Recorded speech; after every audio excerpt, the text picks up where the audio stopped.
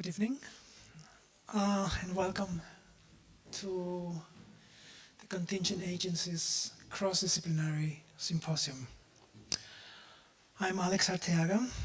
We are, as you know, but maybe the ones who are following us through YouTube don't know, we are at the Zentrum Fokus Forschung from the University of Applied Arts, Vienna. Contingent Agencies is an artistic research project initiated by Nikolaus Ganserer and myself in order to inquire into the relationships between agencies and atmospheres. I'm delighted to welcome you here on site and also you online. And I'm delighted too to welcome Tim Ingold, who is going to give a first impulse lecture in this symposium. Tim Ingold is a social anthropology, and I think that the titles of 3 of his major books express the scope and significance of his work. Imagining for the Real, Essays on Creation, Attention, and Correspondence. Being Alive, Essays on Movement, Knowledge, and Description. And The Perception of the Environment, Essays on Livelihood, Dwelling, and Skill. Tim Ingold has disclosed new perspectives for understanding the very specific ways in which humans navigate, apprehend, and co-constitute human and non-human worlds. We have invited him to help us to better understand one of the dimensions of this world, the atmospheres. I'm sure that his impulse lecture entitled Landscape, Atmospheres, and the Weather World will definitely contribute to it. So please, join me in welcoming Tim Ingold.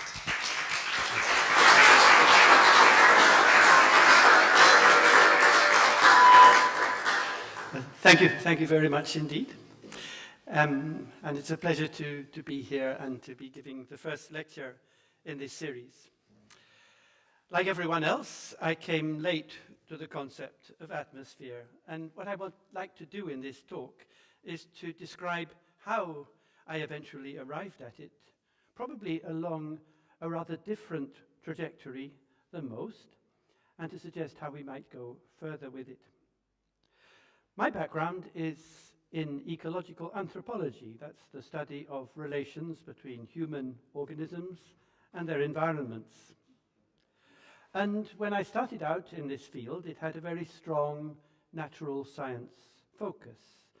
It was all about applying models from animal ecology to the study of human populations. And my position during the early 1980s was that humans simultaneously participate in 2 systems of relations. They participate as organisms in a system of ecological relations with the biophysical environment, and they participate as persons in a system of social relations with other persons. And the problem, as I saw it then, was how to understand the interplay between these 2 systems, the social and the ecological. But all that assumed that humans, somehow uniquely in the animal kingdom, live a split-level existence, half in nature, half out, half organism, half person. And the more I tried to defend this assumption, the more unsustainable it became. And eventually, by the end of the 80s, in some kind of crisis for me, I realized that I'd have to give it all up and start over again. What then, I wondered, would become of ecological anthropology? Well, in the early 1990s, for reasons largely unconnected with my own intellectual travails, many anthropologists started to become interested in landscape. But their influences came not from the natural sciences, as mine had been, but more from the humanities, above all from fields like cultural geography and especially the history of art. But I wondered then whether the concept of landscape would perhaps give me what I needed, that is, a way to talk about how human persons relate to their non-human surroundings in a way that would go beyond the merely physical and organic level of organism-environment interactions as they were considered scientifically. And closely connected with this interest in landscape among my fellow anthropologists was a renewed focus on the body. Until then, this was in the early 1990s, until then the body had figured rather little in our discussions, and when it had, it was treated more or less as a symbolic resource on which people could draw to express their ideas about social life and its cultural institutions. But all that changed when we began reading the work of phenomenologists such as Maurice Merleau-Ponty, who put the body as a living subject, as Lieb rather than Körper in the German distinction, at the heart of their concerns. So in place of the human organism in its environment, we now had, in the early 1990s, the human body in a landscape. And I wondered, what difference does this make, but apart from a change of terms? Because the problem of the split between socio-cultural and biophysical levels of existence had not really gone away. As a living subject, we were told, the body is more than a mere organism, as it might be described, say, in anatomy or physiology. And the landscape is more than a mere environment, as might be described in the terms of ecology or geophysics. But the problem for me was how to articulate the idea of a living being dwelling in a landscape that would get us beyond the split, because only by doing so, I thought, could we truly restore human beings to where they belong within the continuum of organic life. I did struggle a lot to solve this problem, but eventually found the solution, I thought of the solution, in an ontological shift from being to becoming. I had to think of the human being as actually a human becoming, an always humaning being, and also of the landscape as a process, as something continually under construction in and through the activities of its very many inhabitants of all sorts. In 1993, I eventually published a paper called The Temporality of the Landscape, in which I attempted to flesh out this processual view. And I did so by introducing a parallel concept of what I called the Taskscape. By that, I meant the array of different activities, whether of humans or animals or plants or other beings or things, as they go along together and respond to one another. The difference between landscape and taskscape, I thought at the time, is a bit like the difference between painting and music. The one, the painting, laid out before our eyes, the other, that it exists only as it unfolds in performance. Well, I've since come rather to regret coining this word, taskscape. It's not a good word, it's horrible to say, and it feeds the fashion for multiplying scapes of every possible kind. I mean, in anthropology we've had soundscapes, ethnoscapes, mediascapes, any kind of thing, you put a scape on it. And this seemed to me to be not a good idea. And it's also been taken up rather uncritically, especially in archaeology, in a way that bears no relation to the context which led me initially to propose it. And meanwhile, my own thinking was being taken over by a new approach revolving around the idea of the line. Life, I began to realize, is lived along lines. So that what we call a way of life is really a line of life traced by a living being through a world that is itself a tangle of lines traced by all the other beings. So it was in the first years of the new millennium, in the early noughties, that I eventually proposed the concept of meshwork as a kind of tangle of lifelines. And ecology, I surmised, is really then the study of the life of lines. So it was a bit of a change from thinking of the old ecology would say, well, here is an organism, O, and here is an environment, E, and ecology studies the relationship between the organism and the environment. So we always tended to imagine the organism as something that is surrounded like this. But if you think that the living being is actually a line, well, here's one line, and one organism, and well, there's another one, and there's another one, and there's another one. Which means that the environment is not really outside the organism, but all these organisms are simply tangling up with one another. And that was the idea of the meshwork, and of ecology as the study of this tangle, the study of the life of lines. And notice too that the meshwork is quite different from a network. A network tends to put everything inside points. So we put all the life of one being inside this point, and another being inside that point, and another being inside that point, and then we draw lines to connect them up. But in the meshwork, the lines are the living beings. We don't concentrate life in points and then link the points. The lines themselves are lines of life. So the thing is that what had started off as Taskscape, affected the array of tasks, array of organisms doing things, became the meshwork, the weave of the land. But if I'd grown dissatisfied with Taskscape, I'd also become a bit dissatisfied with landscape as well. The trouble is with landscape is its focus on formations at the surface, at the expense of what's going on both above and below. Most students of landscape tend to kind of forget about, particularly landscape art. A colleague of mine who is a geographer, John Thorns, who is actually a meteorologist, once for fun did a study of all the art historical works that had been written on the painting of Constable. And Constable devoted enormous effort to his skies and his clouds to make sure that they're exactly right.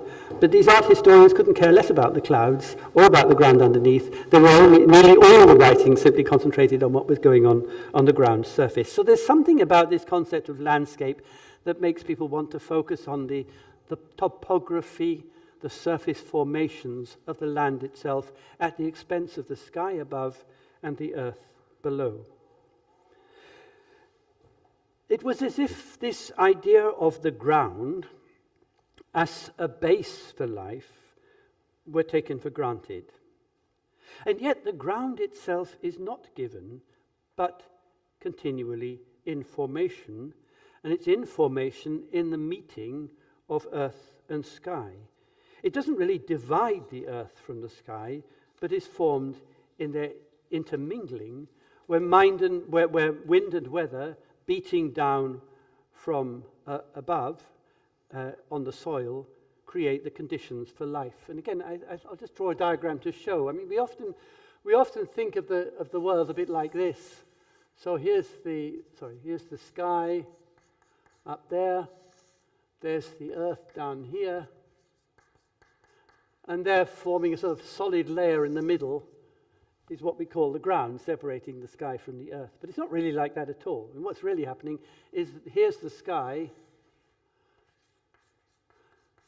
That's all the weather. And here's the earth.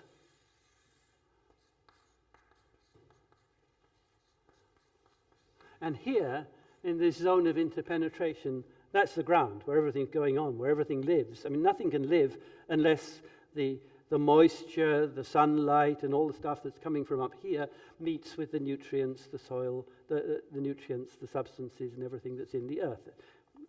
Life depends upon that intermingling. So what we're calling the ground is not really an interface between these two separate domains of sky and earth, holding them apart. It's a place where sky and earth come together and interpenetrate. So what we call the ground is not a hard surface upon which life struts about, but, if you will, a zone in which all life is lived. So, where Taskscape became meshwork, the landscape now became an Earth-sky world. Now my question had shifted yet again. What is the relation between, not between landscape and Taskscape, but now what is the relation between the meshwork and the Earth-sky world? Even at the start of my inquiries into the life of lines, I had an intuitive feeling that there was some kind of relation, some connection between lines and the weather. And now in posing the question of the relation between meshwork and Earth-sky world, this was forced onto my attention. And it was at this point and not before, that the atmosphere came in. As a student of lines, I like to call myself a lineologist, I had to become a student of atmosphere as well, a meteorologist. I had to combine linealogy and meteorology. But then, what kind of meteorology is this? And what's the relation between linealogy and meteorology? That was the question that I was now troubled with. So as you see, I came to atmosphere from thinking about the sky and what goes on in the sky, which we usually just call the weather. So for me, it was self-evident from the start that atmosphere was essentially a meteorological phenomenon. It came then as a surprise to me that there already existed a large body of literature on atmosphere, largely produced by German-speaking philosophers and aesthetics, that had virtually nothing to say about the sky, or about the weather, or about meteorology. It seemed to be talking about something entirely different. I'll come back to that in a moment. But first, let me return to linealogy and meteorology. And you could start thinking about the affiliation between the following. I'll write them down here. What's the relationship between walking and breathing? Surely, as we walk along, we must also breathe the air. We are as much aerial as grounded when we walk. So walking is a kind of flying as well as a kind of pedestrian movement. What is the relation between weaving and the passage of time? We know from the myth of Penelope that there's a very close connection between the two. What is the relationship between observation and temperament, or let's just use for short, mood? Again, when you observe the world, you observe it with a certain temperament. What is the relationship between singing and resounding, the resonance of your song? So let's just call it sound. What is the relationship between storytelling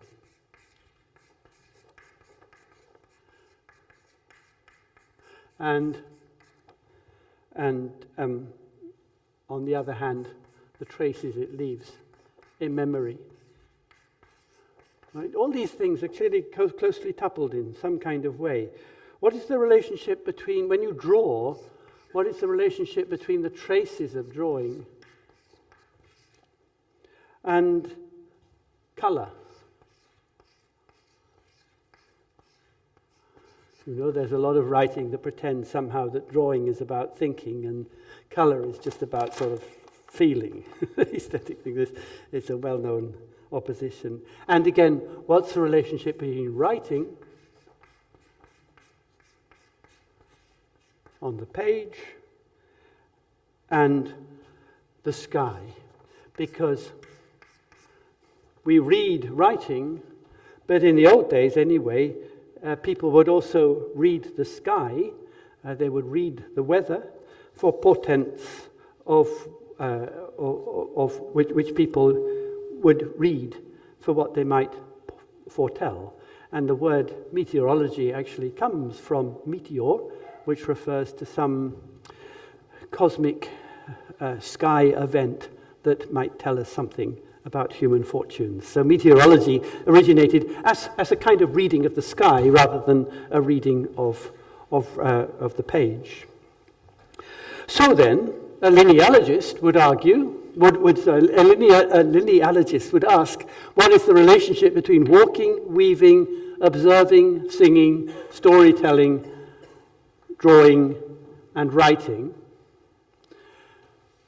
The meteorologist of the sort I want to be, I thought, is somebody who investigates the relationship between breathing, time, mood, sound, memory, color, and the sky.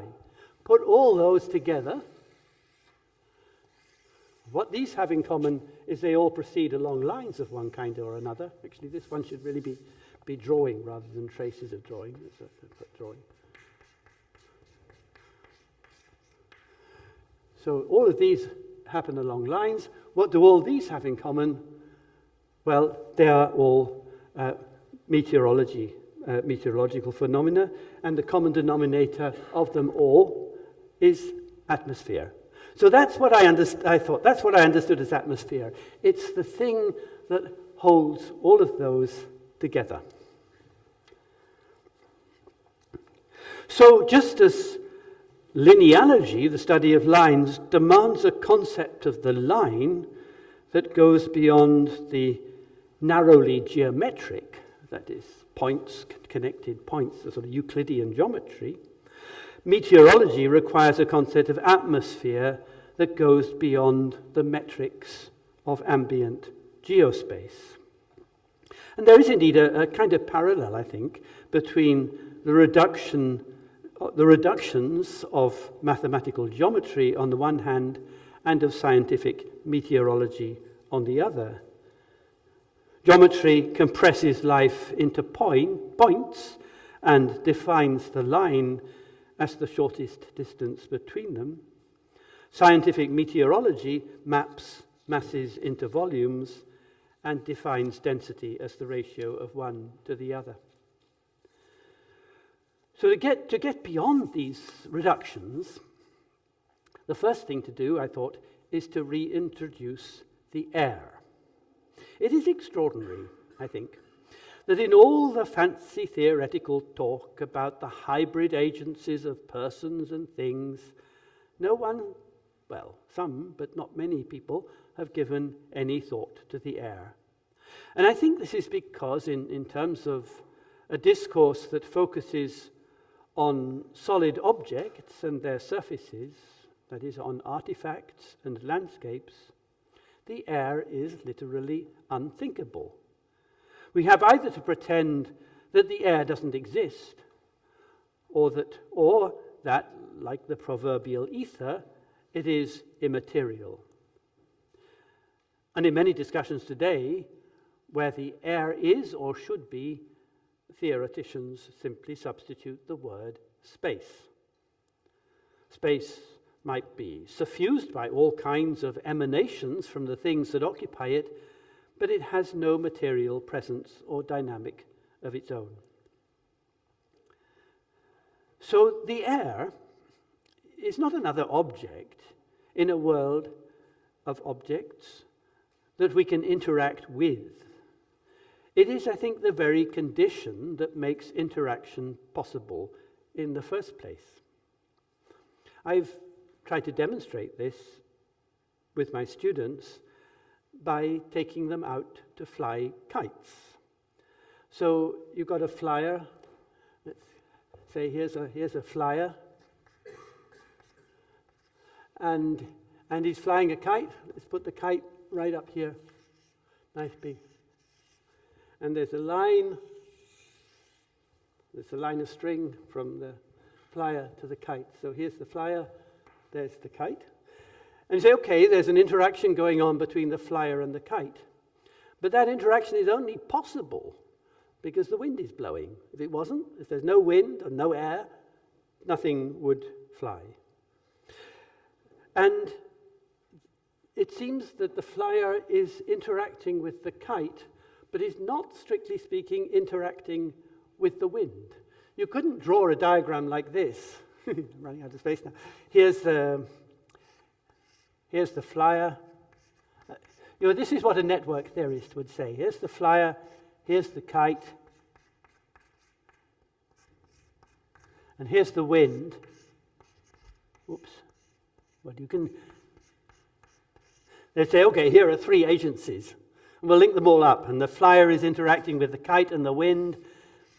The kite is interacting with the flyer and the wind. The wind is interacting with the kite and the flyer. Nicely balanced, just a list of agencies. It doesn't work like that.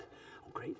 Because you're not actually interacting with the wind as another interactant. It's the wind that actually is making the interaction possible. It is the condition for the interaction between you and the kite. So, if air is a condition of interaction, then it follows that the quality of interaction will be tempered by its fluxes, that is, by the weather. The weather is what we could call the fluxes of the air in the sky. In French, as you know, weather is temps, which also means time. It comes from the Latin tempus, whence also we get the words tempo and tempest. So there's clearly a sense for our ancestors, amongst whom these words had their history, that time and the weather are almost the same thing. But this is not a chronological time, but what has been called a chirological time. Chirological comes from the Greek word kairos, and kairos is the moment that must be seized when everything comes together in the right sort of conjunction for you to take a particular action. It's very crucial to any kind of craft, to seize the moment. In fact, I think scholars have shown that the word originated from the craft of weaving, and it's the moment when the shuttle goes through the shed. You're going up like that, and you separate the two, and it forms what they call a shed in between, and whoops, you've got to throw the shuttle through. So you have to throw it through at just the right moment. So kairos is a matter of timing, if you like, rather than time in any chronological sense. It's about getting the timing right. And this, of course, is what people traditionally, if you're farming or working at sea or in any kind of activity, you had all the time to be keeping an eye on the weather in order to time your activities. So this sort of time, weather time, if you like, is perceived not in the succession of events, but in the attunement of attention and response to rhythmic relations. What used to be called weather-wising. You were wise to the weather, you paid attention to these things. Now clearly the weather is an ever-present undercurrent of our actions as we go along in the world. This is evident in a cluster of weather-related words that all derive, in this case, not from the word for time, tempo, but from another Latin word, temperare, which means to mix. So we have temperare, which gives us temperament and temperature, but tempo, which gives us tempest. It's a bit confusing. These words are apparently quite distinct, but they both seem to get muddled up in our weather vocabulary. So temperature, temperament.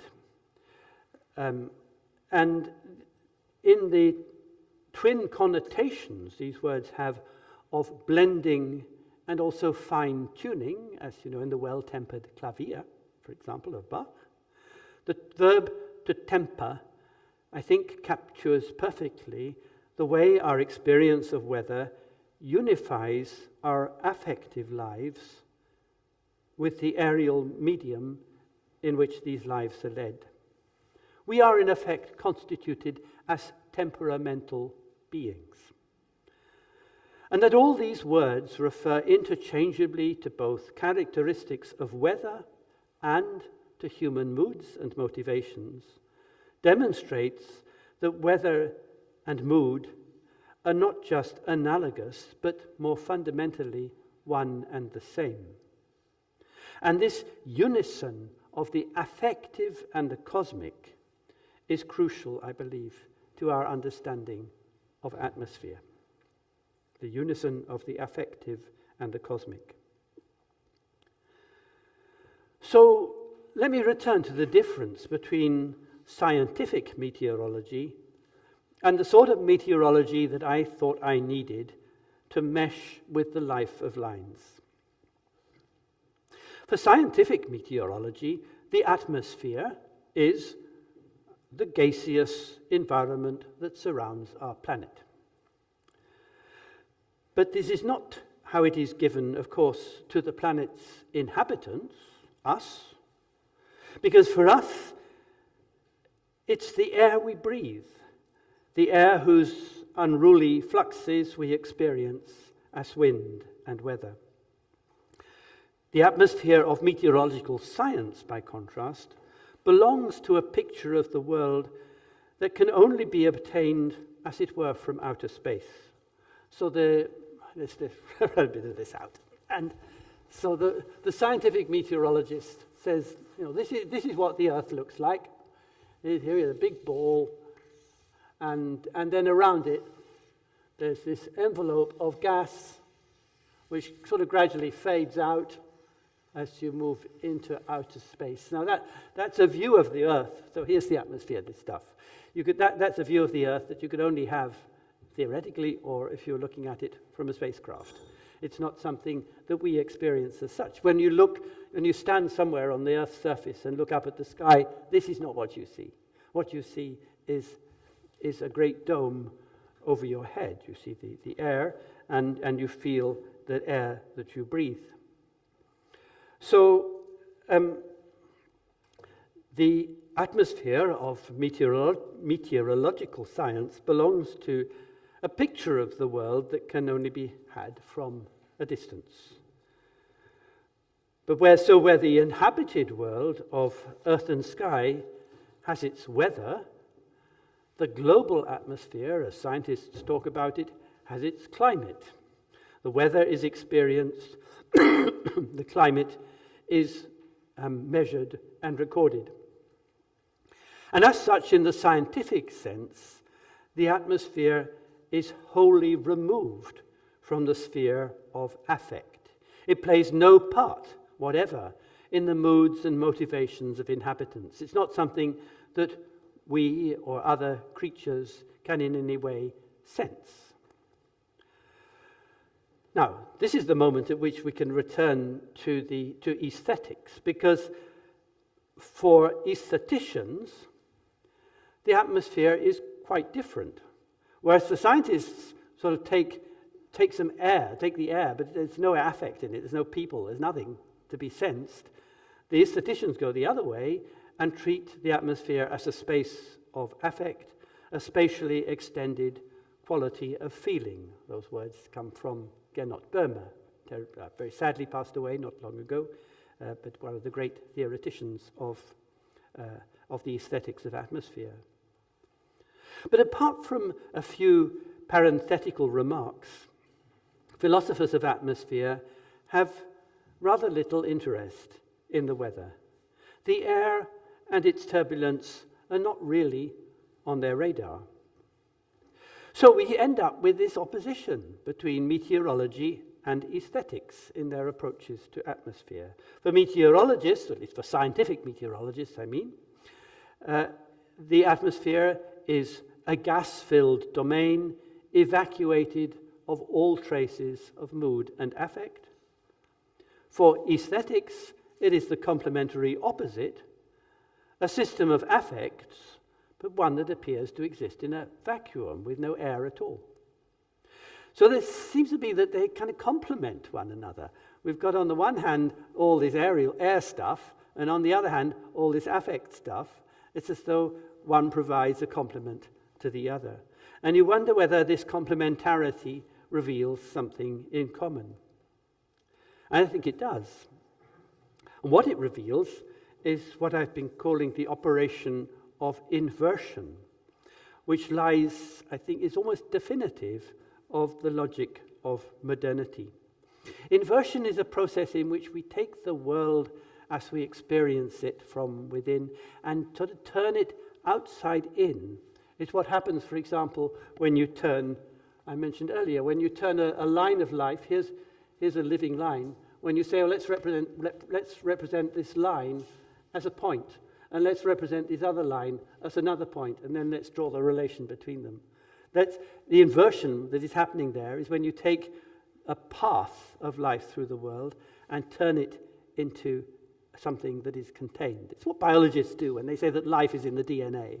You know, they're taking a process and putting it inside every individual being. And this is very fundamental to the way the modern mind works.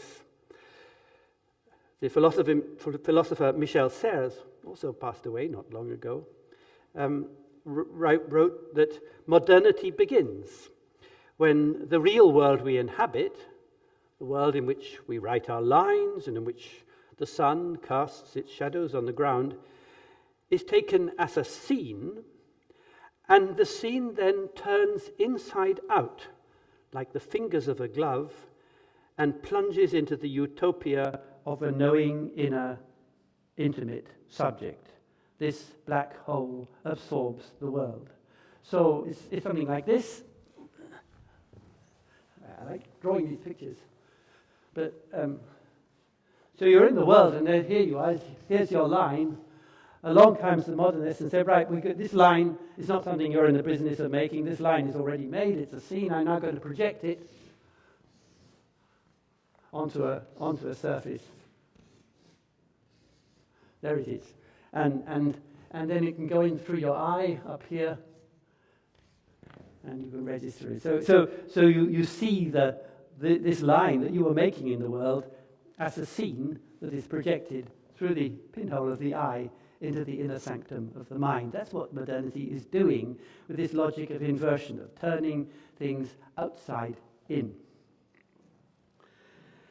Now, there's a very close connection, as the historical geographer Kenneth Olwig has shown, to this logic of inversion and the early modern development of stagecraft, when, for the first time, theatricals started happening not in the outdoor arena, but inside on a stage within some kind of a building with a proscenium arch, and people will be looking at the actors on the stage. This was a new thing in the 17th century, more or less.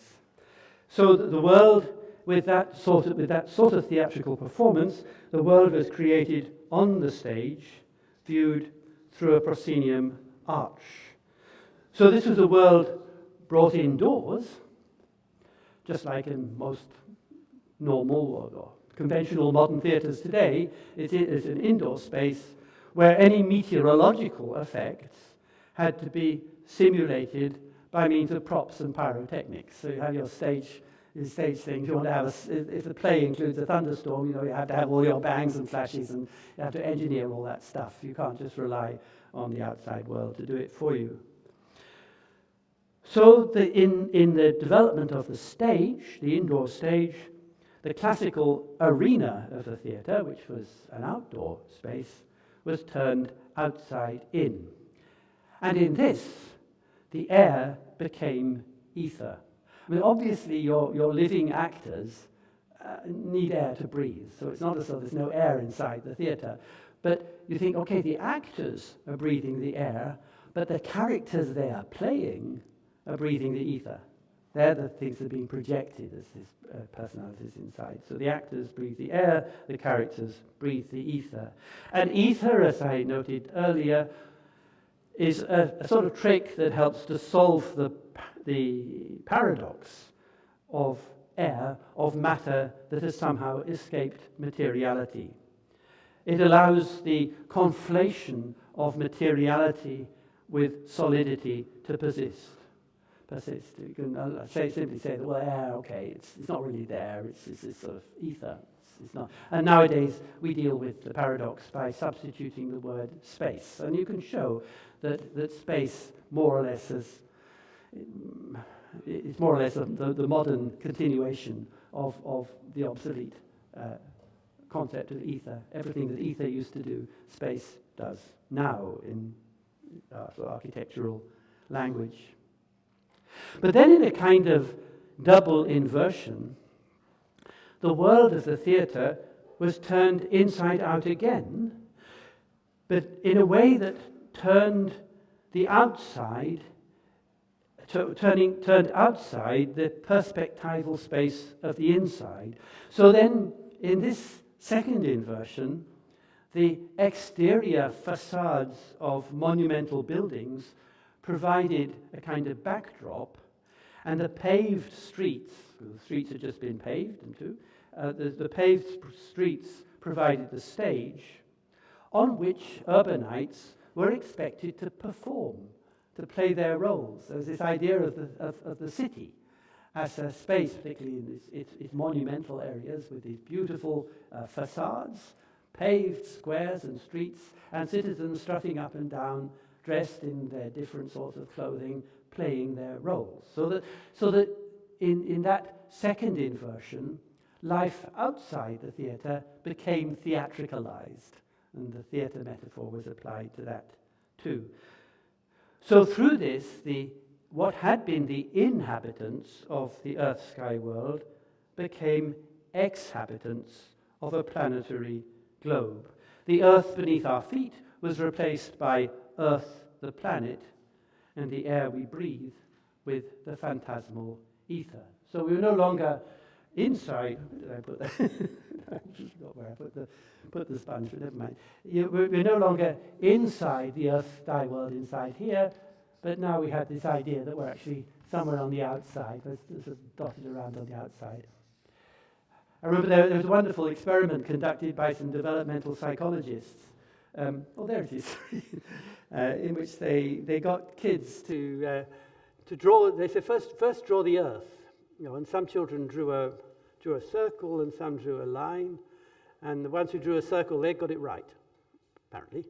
And then so they'd got the scientifically correct view of that the Earth is supposed to be a globe, and didn't any longer think of the Earth simply as this flat land that they're walking on. And then they said, well, now let's draw some people. And again, the children who got it right, according to the scientific researchers, drew the Earth. Well, first of all, they drew the Earth as a circle. And then when they asked, well, draw some people, they didn't put the people inside here, they put the people on the edge here. So we got people all the way around on the outside. So according to science, that's where we are now. We are living not in this world of earth and sky with the ground beneath our feet and the sky above. We're living all around on the outside of a globe.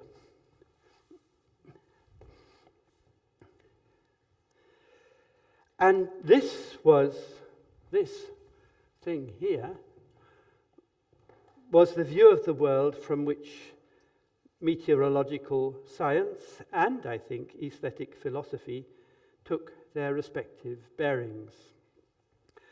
So meteorology was transformed from a fascination with meteors as portents of the moral fate of mankind to a laboratory science, the key concept of which was, of course, atmosphere, conceived, if you will, as a laboratory writ large, in which the vagaries of weather could be subjected to measurement and calculation and understood in terms of known physical forces in accordance with the laws of nature. So in meteorological science, weather was subsumed under climate, redefined for scientific purposes as its localized manifestations. I mean, you talk to a scientist about this and you say, I'm interested in the weather, and scientists will tell you, oh, we know what the weather means. The weather is climate recorded at a particular location. That's it. We've defined it. That's what it means. And they won't admit anything else. So they've neatly redefined weather to fit under their more general ideas of global climate. While air, for them, lost its standing as an element of the inhabited world of earth and sky, the air that we and other beings breathe. it's for meteorological scientists, air is nothing more than matter in its gaseous phase, filling the ethereal space of a doubly inverted cosmos. Now, if atmosphere for science, or for scientific meteorology, it's just difficult to say this word, meteorology. If in atmosphere for scientific meteorology belongs to the world of insentient nature, for aestheticians, it is unequivocally on the side of human consciousness with its feelings, sensations, and perceptions.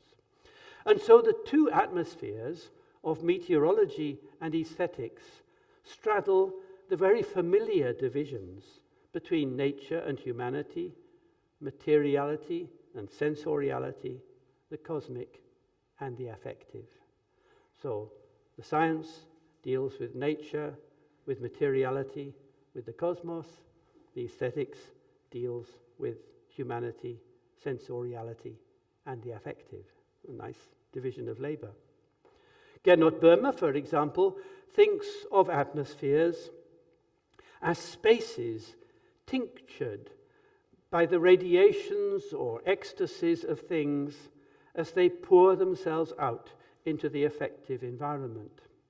So atmospheres are somehow intermediate between environmental qualities and human states. They are perceived only in subjective experience, but they are perceived as something out there to which we are drawn, which takes possession of us. So atmospheres, in Böhmer's view, are not free-floating like the mist. On the contrary, it is from the coming together of persons and things that atmospheres arise. So forget the air. Just put some people, some things in an environment, let them be together, let them interact, let them throw out their ecstasies and infuse the space, and that in itself generates an atmosphere. So there's no weather here. There's no weather in Böhmer's atmosphere. Böhmer at least acknowledges the original meaning of atmosphere as the Earth's envelope of air that carries the weather.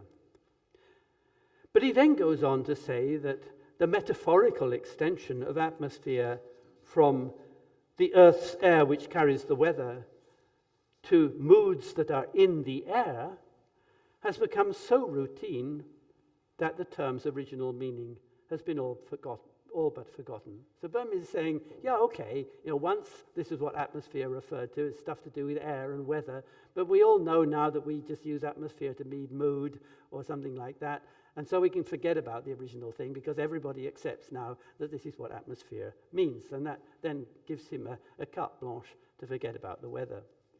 But he doesn't only forget about the weather, because if that were really so, we'd have to forget all about meteorology as well. And the fact that people must have air to breathe is, for Böhmer, entirely superfluous to the constitution of atmosphere, which arises entirely from their encounters with one another and with things. So I think it's no wonder that Böhmer finds the most precise and paradigmatic instances of atmosphere in the stage set, just what I was talking about earlier. He says that the art of generating atmospheres mirrors the theatricalization of our life. So we have to take for granted that our life has been theatricalized, and indeed it has, as I showed, through that double inversion of modernity, first taking life into the stage and then exporting the stage out into the outside world. So there's a connection between the atmosphere of aesthetics and the doubly inverted world of modernity, in which all things are staged. All things are staged. Politics, sport, the city, commodities, personalities, the self, and given what today is, I would have to add, royal funerals. But how can any feelingful encounter take place between persons and things without air to breathe? The sphere of affect would be entirely removed from the sphere of the meteorological. So I wonder, what would it take to bring them back together again? And I think what it would take would be a second inversion that would undo, rather than extend or externalize, the operation of the first, thus restoring the world's inhabitants to the fullness of earth and sky. Because in the uninverted world of real life, immersion in the weather world is a condition for, not a consequence of, our existence as temperate and therefore sentient beings. So to arrive at a concept of atmosphere that satisfies this condition, we need to find a sense of the term that is both affective and meteorological. And I think that to achieve this, our first step must be to reintroduce the element of air. So where to go next? I've been particularly interested in what it means to think of light and sound as fundamentally atmospheric phenomena. There'll be a lot to say about smell too, but this is not a line I followed. It's for somebody else to do. I haven't done smell, but it's not to say that smell would not be an extremely useful, extremely promising thing to follow up. For Merleau-Ponty, for example, light is the spark of vision which is ignited when, in their fusion, the two poles of the affective and the cosmic, the one corporeal, the other celestial, set off an explosion of sorts. So you've got the cosmic, the affective. They come together and there's a spark. It's a spark. We experience it as light, but of course light is an affection of consciousness. Doesn't mean it's purely psychological phenomenon or that it's a purely physical phenomenon. It is an atmospheric phenomenon. It lies in that unification of the affective and the cosmic, which I've defined as atmosphere. So like a spark, light does not connect a source of emission with the recipient, but bursts forth in the atmospheric in-between, in directions orthogonal to the line of their connection. And this is where the physics of light, we were always getting mixed up when we talk about light, between the physical definition, the physicist definition of electromagnetic radiation that's emitted from the source and arrives in an eye. So let's suppose here's the sun and it's giving out all this, and here's your eye, and there's all this, and so they would draw a straight line between the sun and your eye and say that's a ray of light. But that, what they're calling light, has got it's a condition for our experience of light. But electromagnetic radiation doesn't shine, it doesn't flicker, it doesn't do any of those things. It doesn't, the words we have, glimmer, flicker, shine, gleam, these are not properties of electromagnetic radiation. The radiation makes it possible, but all this shining and glimmering is going off in a direction orthogonal to this line in which we and the sun live out our days together. And I think the same thing can be argued for sound as well. So that's one direction in which I think this line of argument could be profitably pursued. I've made a start with it, but there's much more that could be done. But to conclude, I'd like to return to my initial question of the relation between lines and the weather. I've argued that every living being stitches itself into the world along the interwoven lines of the meshwork. But every living being, too, is necessarily immersed in the atmosphere. So when somebody like Merleau-Ponty, for example, talks about the flesh of the world, of which we are intrinsically a part, which does he mean? Meshwork or atmosphere? Which is it to be? And the answer, I think, is that it is alternately both. Because to live, all organisms have to respire. That is, in our experience, perspiring means breathing in and out, quite simply. If it's an alternating movement, you breathe in and you breathe out. And incidentally, I can only talk on the out-breath, and the in-breath, something else is happening. So one way or another, and they do it in different organisms do it in different ways, but one way or another, they alternately breathe in and out. Now, inhalation, breathing in, gathers in the medium, holding it in tension, in a kind of tension, like a held breath. So it is, that breathing in is atmospheric. But exhalation releases that tension in issuing forth along a line of growth or becoming. Okay, so I breathe in, and now I can talk. So breathing in, I've gathered the air in, and then it's coming out along a line. And I think a very good example I've used to demonstrate it is the breaststroke in swimming. If you're doing the breaststroke, the arm movement, you first do this. So you're gathering up the water, and in order for you then to do that. And this gathers, and that propels. So there's an alternative movement of gathering up and propulsion. And you can only propel if you've done the gathering.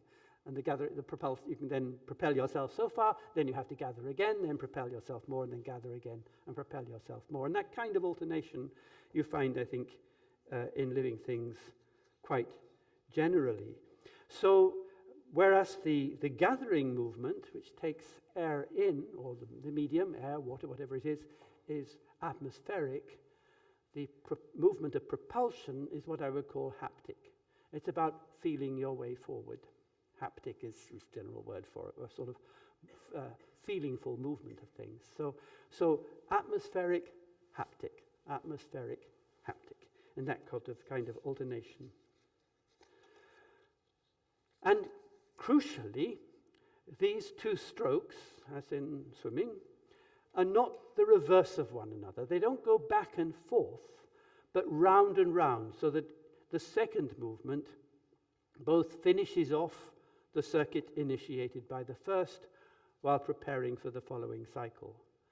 But it never closes the circuit because the breathing body is always spatio-temporally a bit further on.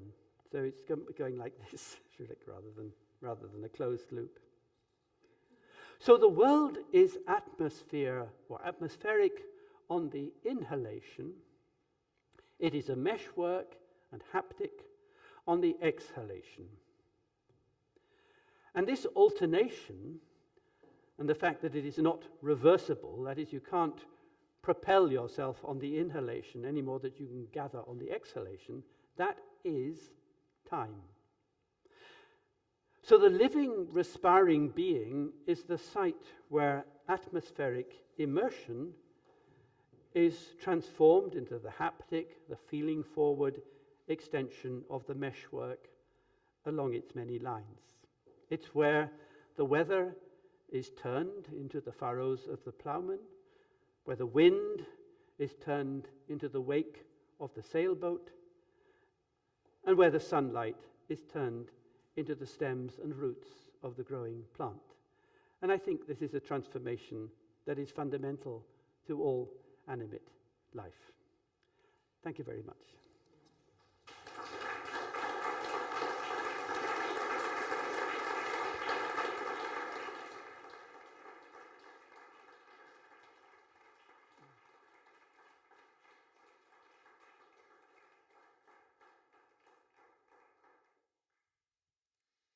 Thank you very, very much for this really inspiring and, how can I say, groundbreaking lecture. So I'm still in the process of realizing that I heard what I heard.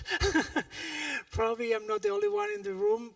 Nevertheless, I have a second mic for those who want to go into the movement of sharing their question with us. So please, if you have any questions, this is going to be your mic.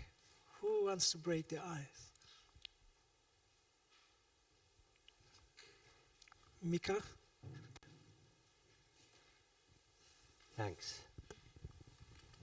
Thanks for the really interesting and inspiring talk. this is more like a comment.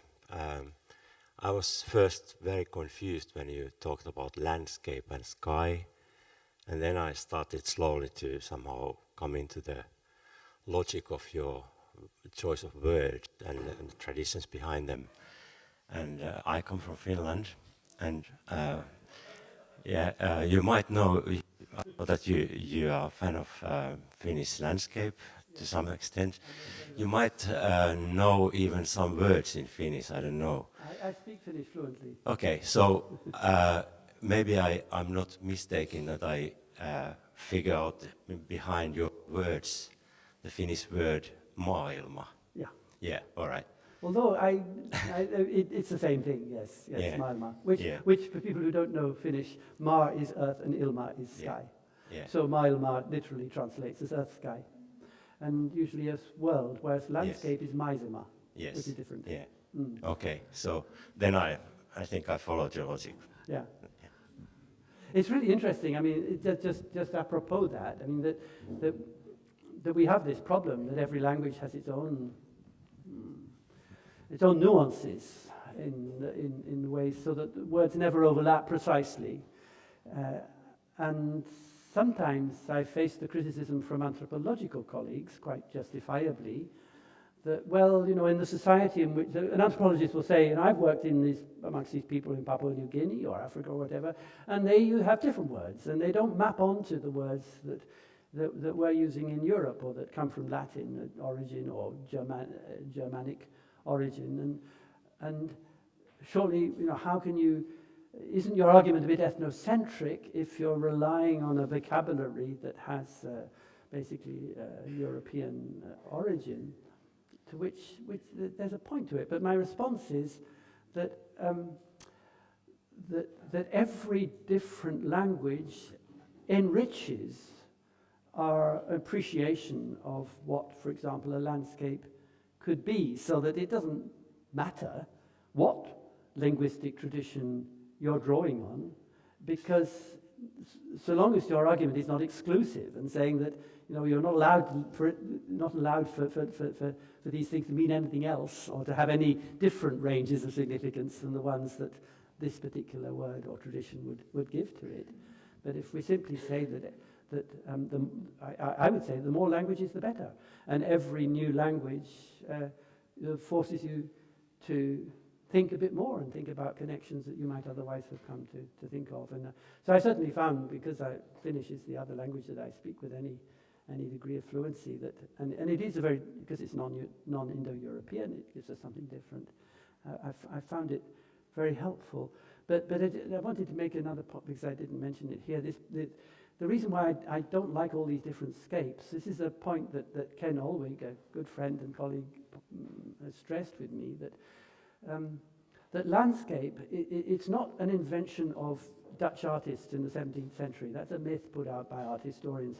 It's been around since early medieval times in Northern Europe and Southern Scandinavia, and it refers to an area of a sort of rather imprecisely defined area of land around a central meeting place. That was the ting, the place where people would gather to discuss their affairs.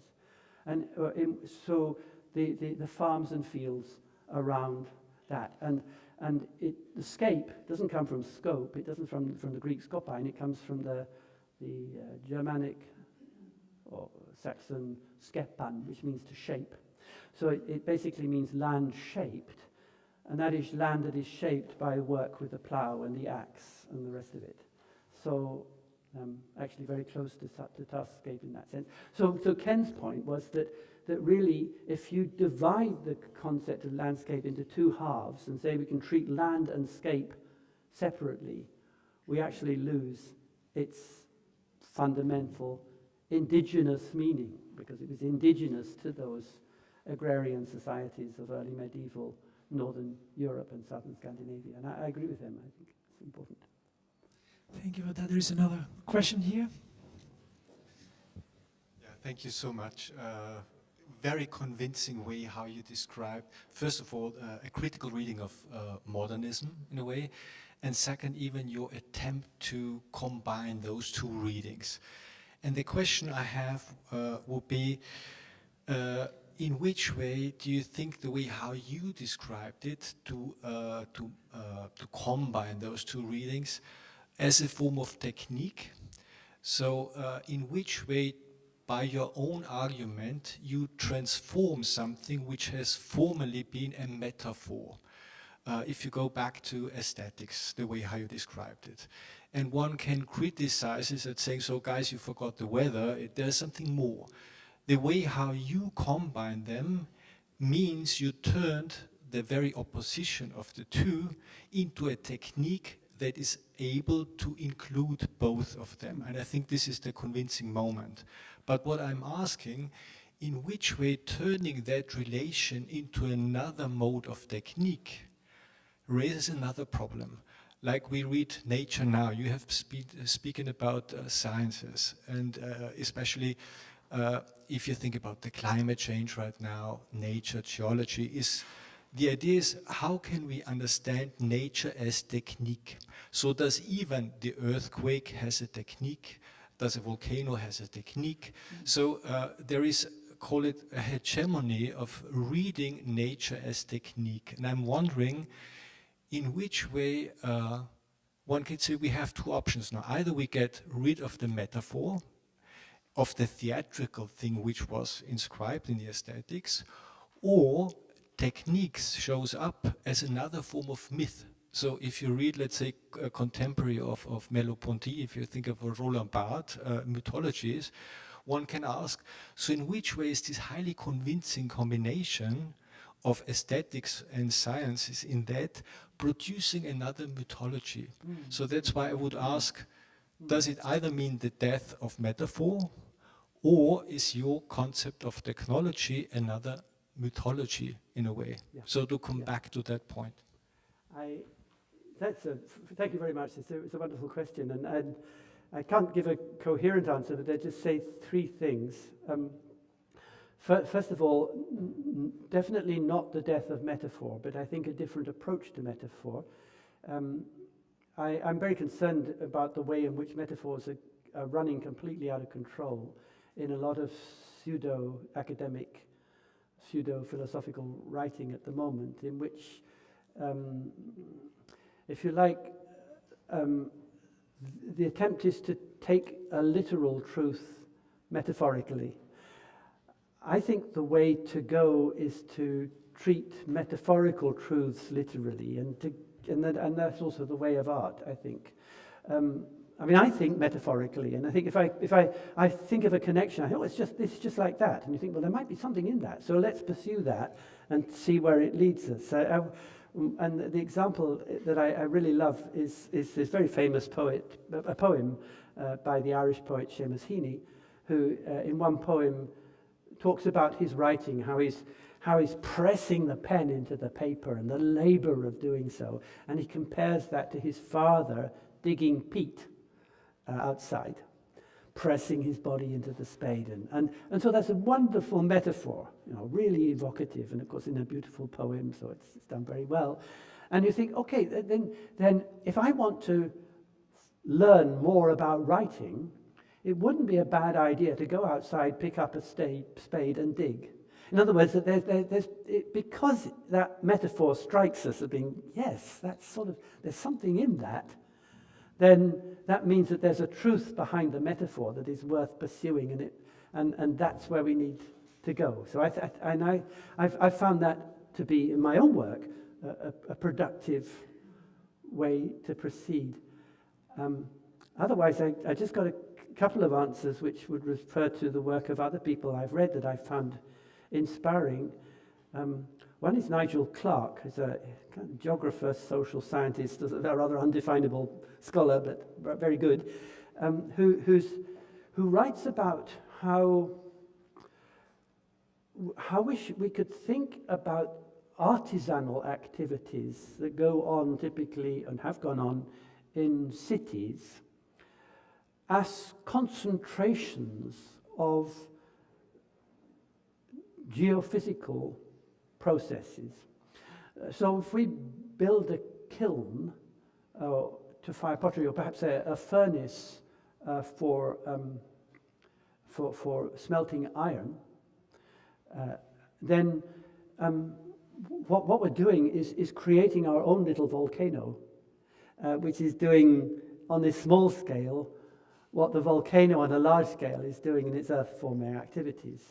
Or that when we practice irrigated agriculture, we're simply concentrating in our own way a process of sedimentation that has gone on throughout geological time in the formation of sedimentary rock. So that instead of thinking of this kind of human activity as something that is opposed to earth-forming processes, it's actually a continuation of them. And I found that an inspiring way to think. But the other thing that inspired me recently, I was reading Amitav Ghosh, who's a very great writer, Indian-American writer, not Indian, I mean Indian, from India, from Calcutta, living in America. It's a book called The Great Derangement. And he's talking about the difference between the mythologies of great cultures like India itself, with where their characters are earth-shaping, where they only have to sit down to create an earthquake, and everything's big and era-forming, and the characters of the modern novel, where every character fits into a situation which we understand, because although the events that happen to the character are kind of unusual and extraordinary, their extraordinariness stands out against the background of understood normality. You set the scene, and then you put your people in it. And how different that is from myths. And Amitav's point is that here we live in an age where a missile hurled in anger can destroy a whole city, or where our activities can lead to huge flooding. I mean, in a world of where actually we have human characters that can bring about earth-changing events. Perhaps we should be restoring those senses that we used to call myths, and taking them seriously. And then I don't know, this is going off the point, but because of something else that I was writing, I had to track down the source of the metaphor feet of clay, and I found that the source lay in the book of Daniel in the Bible, where the great king of Babylon, Nebuchadnezzar the Great, had a dream. And in his dream he saw this great statue, and the statue represented the ultimate fall of his kingdom and how it would eventually all fall apart. I won't go into details, but the thing is that this was not a statue in a world, it was the world. So the characters of myth are not beings in a world, whatever. They are worlds in themselves. And they clash, and they have their arguments, and we're all in the middle of it all. And that's really an inversion of the way we tend to think in modernity. And I think maybe that's where we should be going. I'm not sure. Myself also to set me in the question list before we went to the next one. When you draw this line between the sun and the eye as a continuum, and we're talking about light, also referring to Merleau-Ponty, I couldn't avoid that Goethe, poet and scientist, resonated, also one of the persons in the lineage of Merleau-Ponty.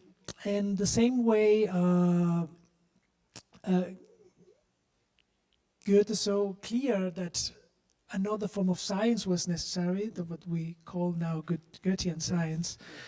I was wondering, also relating to part of your answer now, if, and this relates directly to our project Contingent Agencies, let's say new artistic practices or aesthetic practices has to be mobilized in order to invert the double inversion and to be able to look at the lines, look at the meshwork, look at the atmosphere from within. The question is, what kind of practices do we need in order to achieve, say, access to this inversion of the inversion? In a way, that's a problem for you lot. I try to. I'm not quite sure. It's perfectly true that Goethe is right behind all of this, and Goethe's view of light and of the eye and the rest of it is absolutely.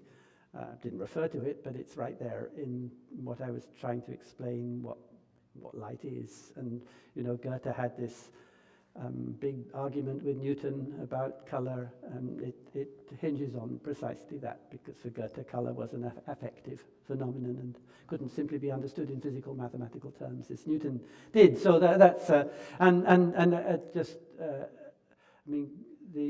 fate of Goethean science is, I think, a pretty good indicator of the problems we're in when it comes to science. I mean, here's a possible way for science to move forward that would ground it in a more fundamental perception of the world, but which is regarded by mainstream science as just nonsense, some sort of silly stuff that New Age people indulge in, and it's not published. It's not.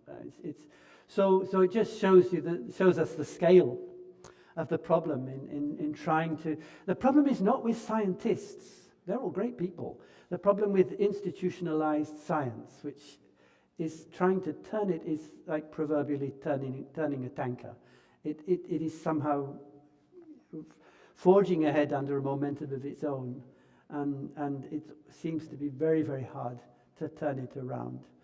And I'm not quite sure how to do it, but it seems that seems to me all the more reason why art has got something important to do, and that is to try and turn this tanker around, and that means somehow getting on top of the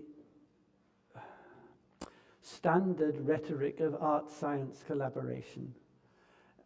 There's a lot of resources and money and prestige now in art-science collaborations, and scientists generally regard artists as useful allies who can help beautify their results, bring them out to the public, make nice exhibitions that people will see. So far as most art scientists are concerned, art is part of their public relations operation, and they're happy to have artists on board who will do what they do their bidding. And if you happen to have an artist who says, no, actually, I want to question the epistemological foundations of what you're doing, and by the way, it's thoroughly colonialist, and by the way, have you thought about this and that, then they're out. So we have to find a way in which art and science can work together in a way that will only happen if science itself completely reconceptualizes its understanding of research. And obviously there are some scientists who do that, but it's a very hard thing to do. So I don't know exactly what artists should do, but if anybody can take on the task of reforming science, not of abandoning science, not of attacking science, but reforming science, so that it can be pursued in a more Goethean sense, if you like, it's artists. I think that's what their most important mission in life is at the moment, and it's why, interestingly, over the last 30 or 40 years, I think that the mantle of environmental awareness has shifted from science to art. In the 1960s, there was a tremendous flourishing of work in ecology, scientific ecology. Most of it was field-based, but a lot of these authors who were involved in this were also people who were at the forefront of the environmental movement of their time. They were really pushing for the kinds of things that we would recognize now as environmental concerns in a very far-sighted way. You won't find much of that left in contemporary science. It's not funded, and it's considered to be qualitative and mushy and not properly evidence-based. And but over that same period that science has lost its ecological conscience, art has gained it, and has now become, I think, the major site where a properly environmental awareness is being developed. So all I can say is that you've got a big job. Arne Böller. Yes, thank you from my side also. I think we will discuss what you said a lot in the next day. And I also want to bring it a little bit, my question, back to the discussions that we had in the afternoon. So one thing is that I think for me, you said it very beautiful that the metaphor in response to your answer has to be taken literally.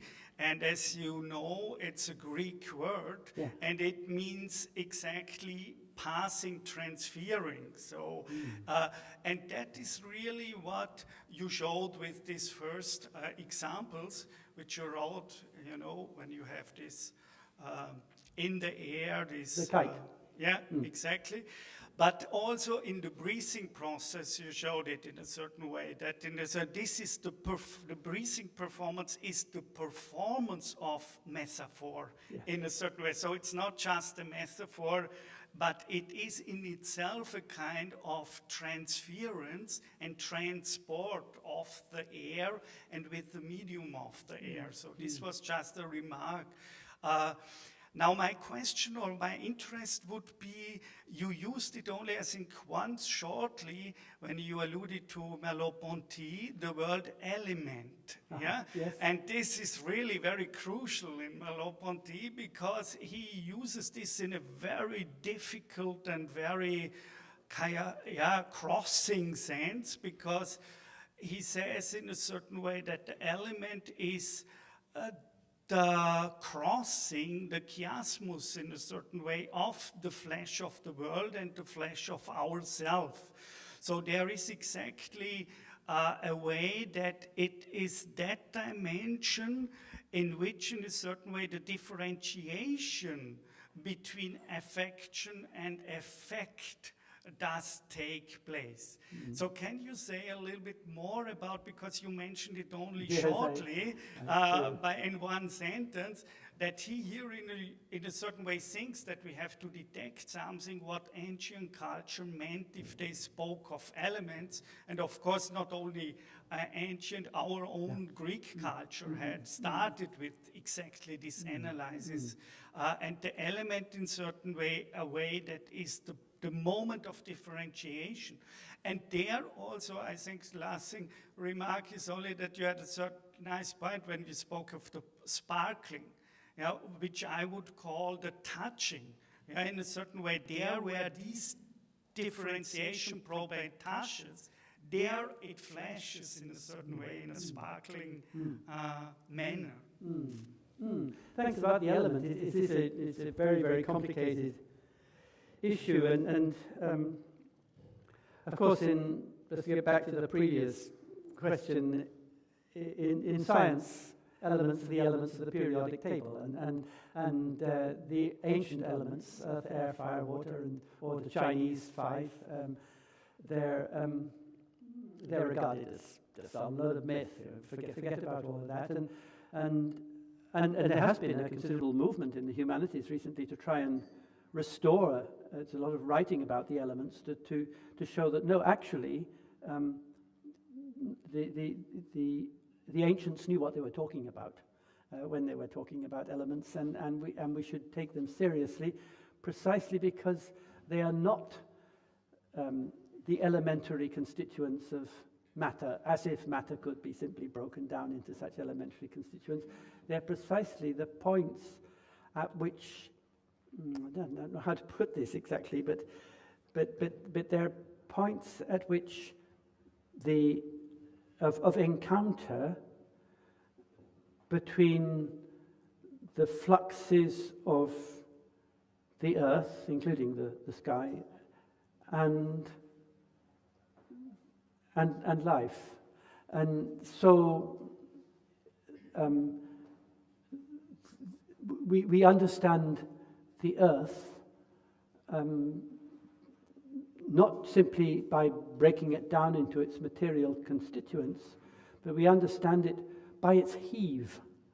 I mean, you talk to a farmer and they say, we know what the earth is because we work it. If you could talk to a fish, it would be able to tell you what water is because it swims in it. That it doesn't mean we can say, we can define it as such, but that it is, I'm not answering this very well, but I think I'm agreeing with you that every element is a sort of point of intersection where a life process meets its media. And there are, and maybe we should distinguish them more like, I was thinking about the seasons. We've got earth, air, fire, and water. We have autumn, winter, spring, summer. And then we have a day like this, and you say, well, what season is this? And you say, okay, it's a kind of bit of a mixture.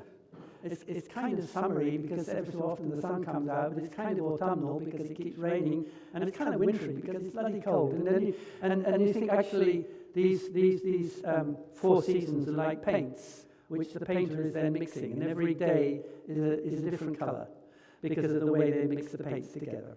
And perhaps elements are like that they're things that only exist in mixture and only exist in transformation, and that's what makes them elements. It's not that we first have a world of elements, and then we can put them together in this way or that way. It's we first have a world, and then we analyze it, but that in decomposing and recomposing this world, we find out about what these elements are. So they're somehow emergent all the time. They have lives of their own. I don't know. It's a difficult question, but it's true that the elements are worth thinking about and not sort of throwing away as bits of old mythology. Thank you again. We have time for a last question. This is from Andros Manafouris. Thank you, Tim. I noticed that, if I'm not wrong in your presentation, you didn't mention the concept of imagination at all. No. And so the question I have is, was it that because you think it has no relevance in this discussion, or if there is a relevance between imagination and the topic of your talk today, what this might be? Can you? Okay, no, thanks. I didn't by any deliberate decision say I'm definitely not going to put imagination in. I just didn't get there. So it wasn't any sort of deliberate choice. And I would think that that imagination definitely lies in there. I mean, I've just produced this collection of essays called Imagining for Real, and the point about those, well, the thing is that I'd written a lot of stuff about perception, much of it inspired partly by Gibson, partly by Merleau-Ponty, partly by other people, and I wanted to write about perception in a way that it didn't really matter whether you're talking about humans or non-humans. And people would say, well, this is all very nice what you say about perception. They might even say, we agree with it, but where do you put imagination? And I sort of throw up my hands and I say, I really don't know, because I couldn't find a way of talking about imagination that wouldn't end up reinstating just those horrible boundaries between the human and the non-human that I tried so hard to get rid of. But the one thing then I'm sure, but then I wrote these essays to try and tackle this problem, because clearly one has to decide where to put it in. And I started from the premise that, well, one thing imagination definitely is not is a capacity for conceptual representation. It's not about representing the world. And in that way, imagination is not a very good word, because it's got this word image inside it, and it sends us off in all sorts of false trails. But I called the book Imagining for Real, not because I was sort of substituting one for the other, but because I was trying to find vocabulary for taking us beyond that dichotomy between imagination and reality, which says, it's either fact or it's fiction, it's either fantasy or it's empirical truth. I felt there must be a way of going beyond that, and the way I've been thinking about it is in terms of what I've been calling the stretch of human life, that somehow life is held in a tension between a sort of momentum that is always pulling us forward, and the practical engagements with the material world and all the friction that entails, which hold us back, and that we're always caught in the middle between these two, and that imagining for real is about that stretch. So that means that imagination is a temporal phenomenon. It's not a representational one in my understanding. And then how one would link that to all of this, I don't know. I talked that one out, but anyway, that's as far as I got. But I don't think I've ever solved it, and I still don't. But it's true that let's put it another way. I mean, Gibson never managed to deal with imagination properly. He didn't come up with any kind of solution to the problem, because for him the perceived world was the real world, but imagination is something different. For the cognitive scientists, he didn't like the imagined world is kind of the perceived world, but the reality is somewhere different. Either way, you've got this chasm. And I was thinking perhaps one could bring imagination and perception together. And the way to do it is to recognize, as Gibson did not, that the world is not just waiting for you when you perceive it. It's not as though it's all laid out and you just come along and say, we'll explore this world and perceive everything in it. Because this world is itself continually unfolding, as in the weather. And you have to wait for the world. So it's not just that the world is waiting for you, you're also having to wait for the world. If you're a hunter and you want to go out on an expedition, you have to wait until the weather conditions are just right, or the ice flows, whatever it is. So I was thinking that if we could describe perception in a way that takes it upstream to that very point at which the world is continually on the point of emergence. So the perception is not of a world that's already formed, already laid out, but a world that is on the verge of coming into being. That's where imagination is. That's where I've been. And I think it would kind of fit with some of what I've been talking about. Okay. Yeah. Are you still okay with one last question? Okay. It's just a follow-up question. In this sketch, where would speculation go? Well, speculation is I mean, there are all sorts of words we have in our vocabulary for talking about things that are kind of up ahead or projected. Speculation, hypothesizing, prediction, foreseeing, anticipating, and they all have a slightly different resonance. And one would really have to put them all together to see. And I mean, I would put speculation a bit on a par with prediction. It's like trying to construct a view of the future in the present, which is different from what I would think of as foresight, which is following the way things are going. And if I may be permitted to just draw one more diagram, because I had I had an idea about this because it's to do with time. Imagine life is like a queue, and this queue is sort of generations all shuffling after one another. So here's one generation, and it's moving along, and then here's the next one, and it's moving along, and here's the next one. So this is you, this is your parents, this is your children, and they're all shuffling along together. And this is the view for many indigenous people. You are following your ancestors. And ancestors hold the promise of the future. They're not in the past. They hold the promise of the future.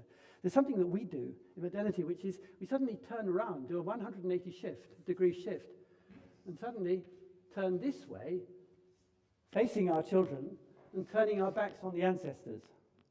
And all of a sudden, what was the future becomes the past, and what was the past becomes the future. This before and after switch places.